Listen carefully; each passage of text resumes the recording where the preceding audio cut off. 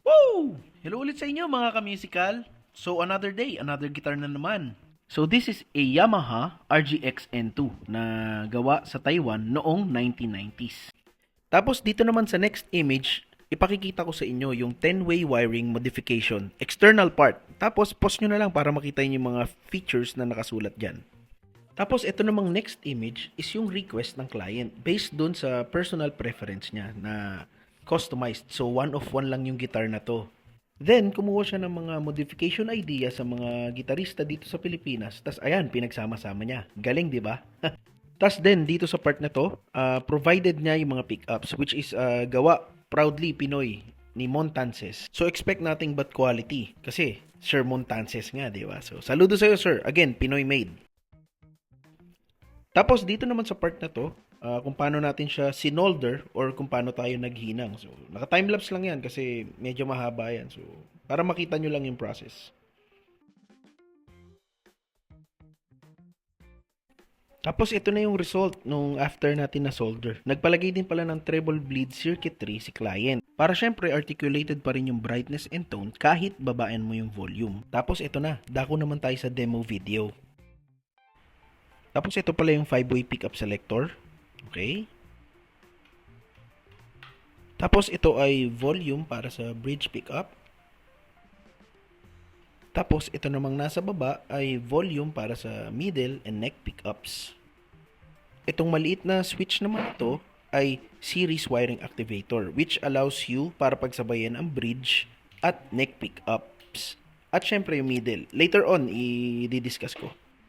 So, all in all, makakagawa tayo ng 10 sound outputs. 10.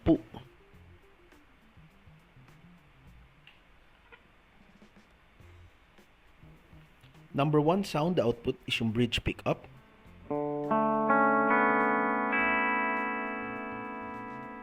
Number 2 sound output, bridge and middle.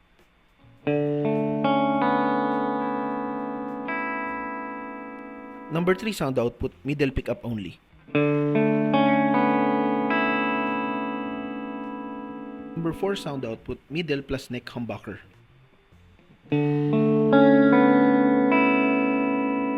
Number 5 sound output, neck humbucker. Tapos dito, pipindutin ko yung coil split para sa neck para marinig natin yung difference. Which is the 6th sound output, neck single coil.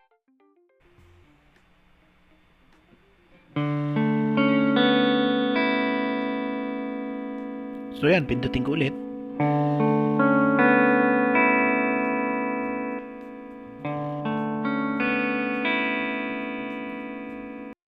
So yan, narinig naman natin, 'di ba? So malaki yung differences nila sa tone. Ngayon, dako na tayo sa 7th sound output which is yung series wiring activator. Itong maliit na switch na to. Kapag ka nakaangat yan, magsasabay yung bridge and neck pickup. So para siyang Les Paul technically. 7th sound output, bridge plus neck single coil. Pindutin ko lang to para sa 8th sound output, bridge plus neck humbucker.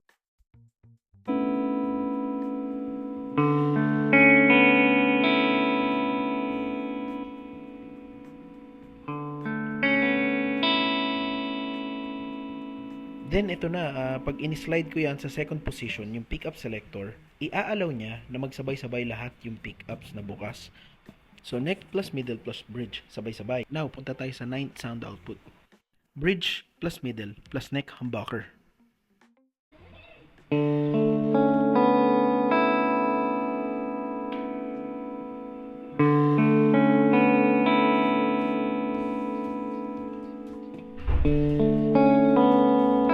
And then, finally, yung 10th sound output is yung bridge plus middle plus neck single coil. Pakinggan natin. Ayan, tapos na tayo. Pero wait, meron pa pala. There's more. So, itong volume sa taas is kill switch din yan. So, yan, pakinggan nyo yung kayang gawin.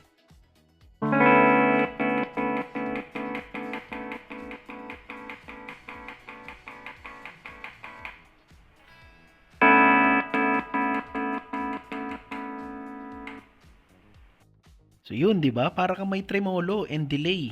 Depende sa context ng paggagamitan.